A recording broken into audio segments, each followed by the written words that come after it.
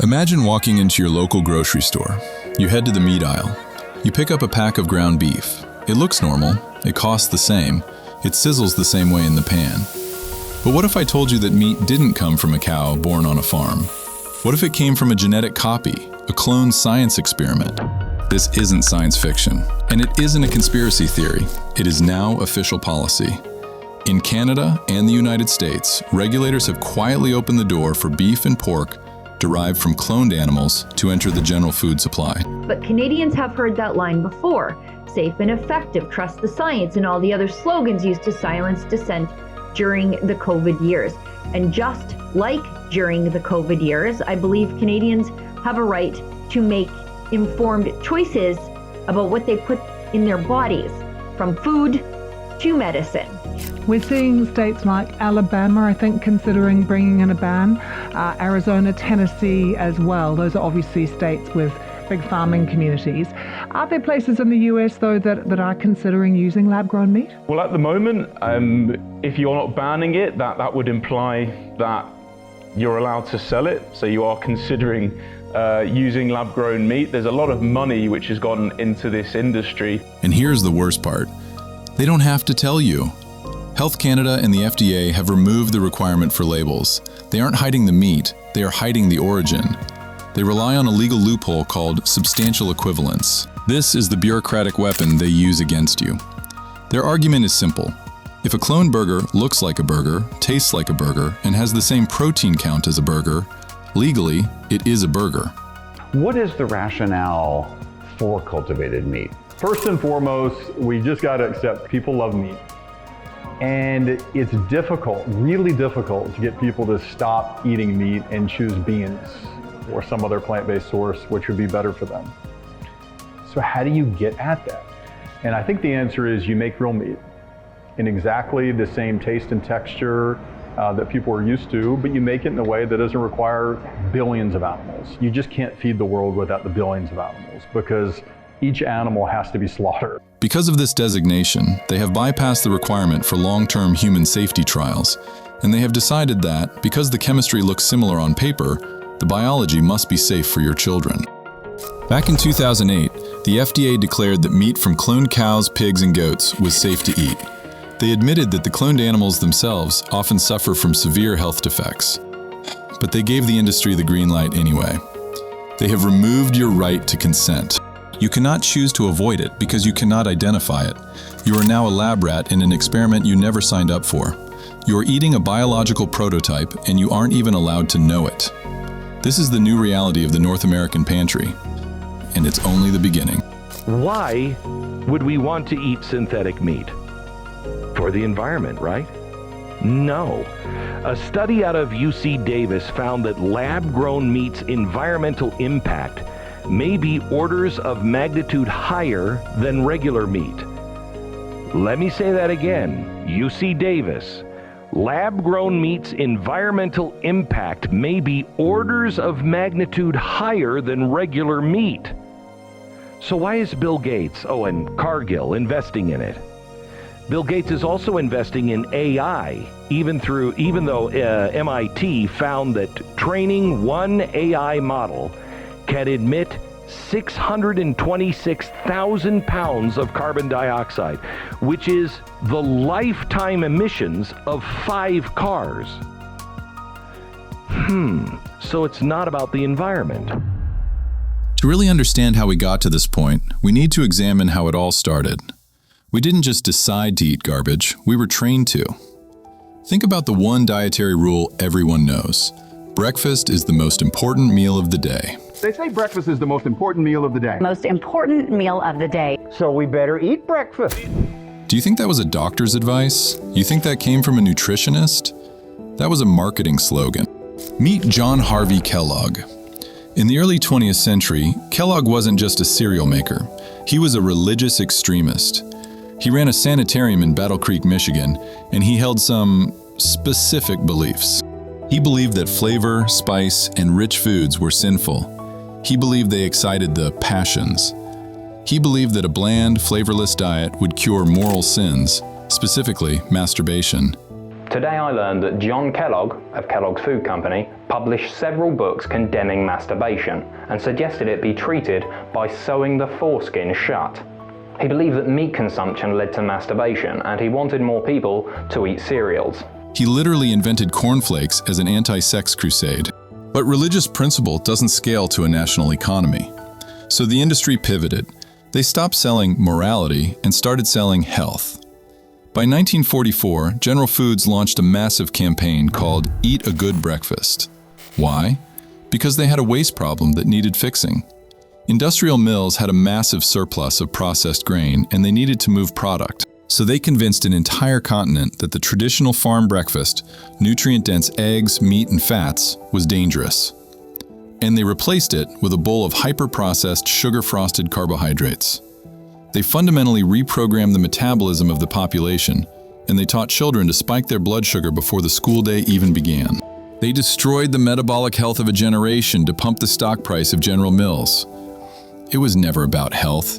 It was about selling cheap grain at a massive profit.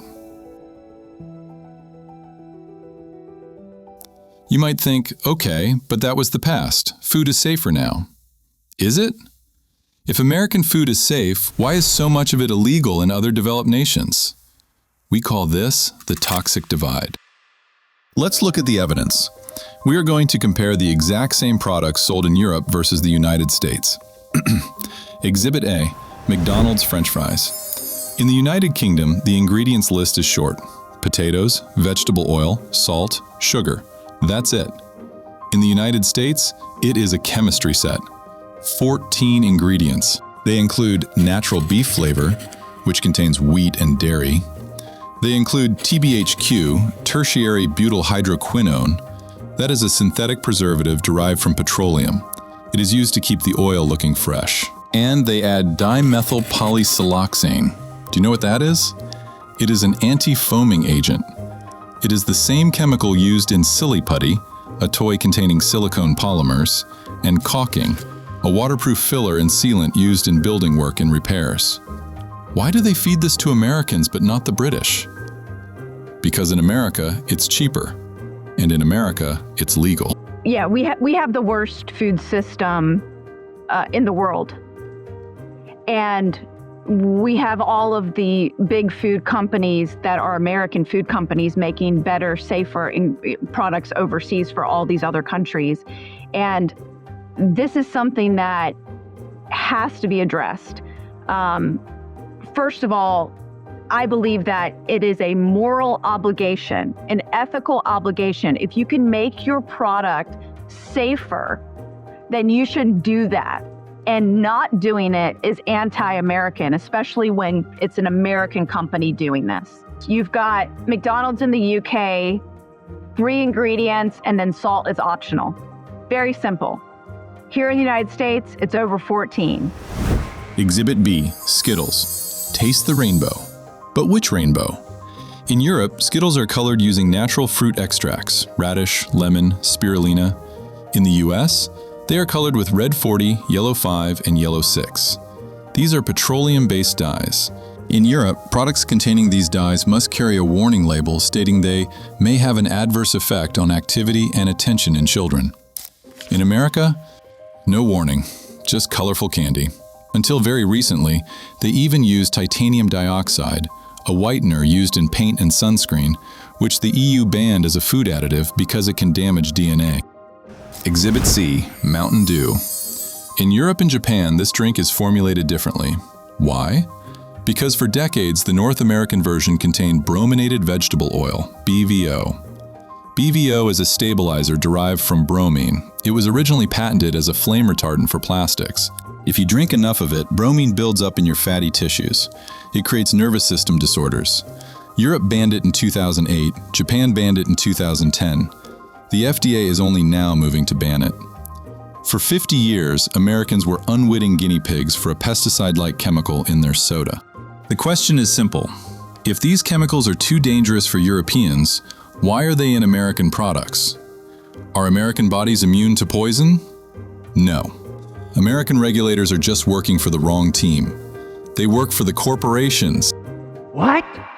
In the US, there's over 10,000 different chemicals and additives in our food that are classified generally recognized as safe by the FDA.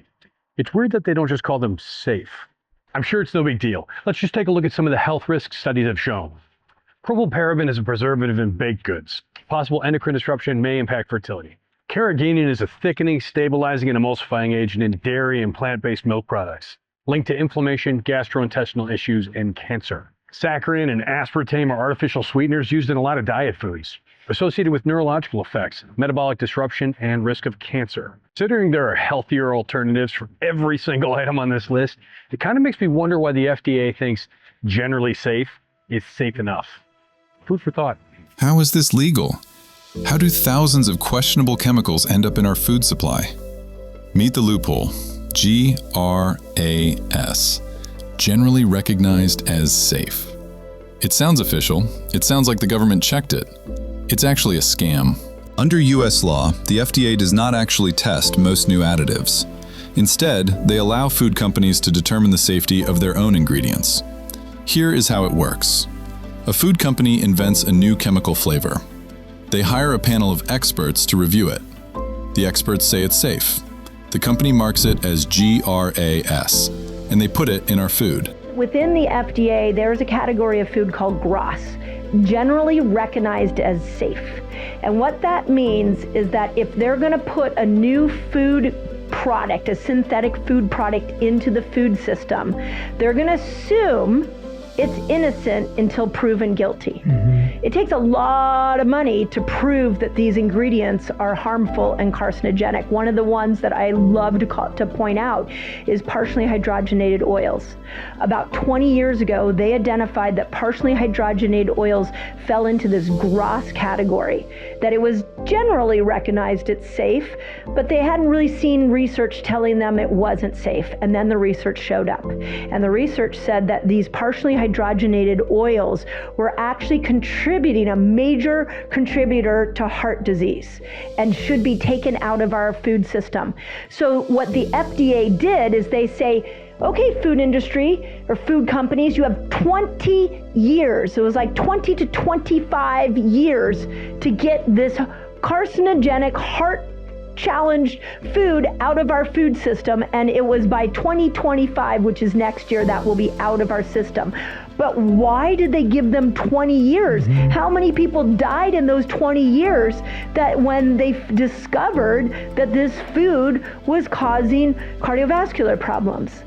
That kind of bullshit goes on in the FDA all the time. They care about profits. They do not care about our health. End of story. An independent analysis found that in 100% of cases, the experts assessing the safety had financial ties to the manufacturer. It is a self-policing system. But we have to ask the deeper question. Why? Why push for cloned meat? Why push for synthetic ingredients in lab-grown slurry? The answer isn't just cost. The answer is intellectual property. You cannot patent a cow. A cow is a natural resource, and anyone can raise one. But you can patent a lab-grown protein. You can patent a genetically modified seed. The goal of the modern food system is to turn food from a natural resource into software. They want to turn dinner into a licensing fee. This is why Bill Gates is now the largest private owner of farmland in the United States, amassing nearly 270,000 acres. Why is a tech monopolist buying potatoes? Because he knows the future of tech isn't chips, it's biology. And to usher in that future, the future of Beyond Meat and patented food, they have to destroy the past. Look at the Netherlands. The government is using nitrogen emission caps to forcibly shut down thousands of independent livestock farms. They have allocated billions to buy out farmers and ban them from ever farming again. The narrative is simple. Farmers are climate criminals. Anger among Dutch farmers has reached boiling point, looking at the thousands that have left their farms to attend this rally. While many here realize that farming in the Netherlands will have to change drastically, they blame the government for singling out farmers for widespread nitrogen pollution. But the agenda is economic. It is a consolidation of power. When the small farmer goes bankrupt, the mega corporation buys the land. When the real cows are gone, they fill the shelf with patented, lab-grown alternatives. This is the endgame: total centralization. If they own the land and they own the patents to the meat, you don't eat unless you pay the toll. It is the subscription model applied to starvation. So here is the verdict. We have outsourced the most basic human function, feeding ourselves, to corporations that view shelf life as more important than human life. How is it that some chemicals that are in our foods have long been banned elsewhere? Different societies have different degrees of tolerance for uncertainty and different laws that determine what the regulators can do as substances are added. America's a country that likes individual choice and access in general. And I think our laws reflect that sort of national sentiment. The FDA is more like a referee than it is like the owner of the team. If you think in a sports analogy, the rules are written by Congress and dictated by the executive branch of the government. And what the FDA does is to take those rules and then apply them to make decisions based on the rule book. The FDA has really got to modernize. And we have a lot of people that are capable of doing it. But again, we can't step beyond the rule book. One thing about the FDA is we follow the law, and the law is not written by us. We have trusted regulators who allow companies to police themselves. We have accepted a food supply that is literally illegal in other parts of the developed world. And the result? Chronic illness, obesity, and cancer are exploding in North America. This isn't a mystery. It is systemic poisoning. So what do? Starve the system. We have to protest with our wallets. If it has a TV commercial, don't eat it. The healthiest foods, eggs, steak, apples, don't have marketing budgets. If the ingredients sound like a chemistry set, put it back. Return to whole foods. Support local farmers who are being pushed out of existence. Opt out of the experiment. If you made it this far, you are already part of the minority. Most people shy away from the truth, but you don't. You don't just consume, you deconstruct. We are building a community of critical thinkers who refuse to be manipulated. If you want to be part of that, subscribe. And if you want to help us expose the system, like this video, it forces the truth into the recommendation engine. The industry is loud. We have to be louder. I'll see you in the comments.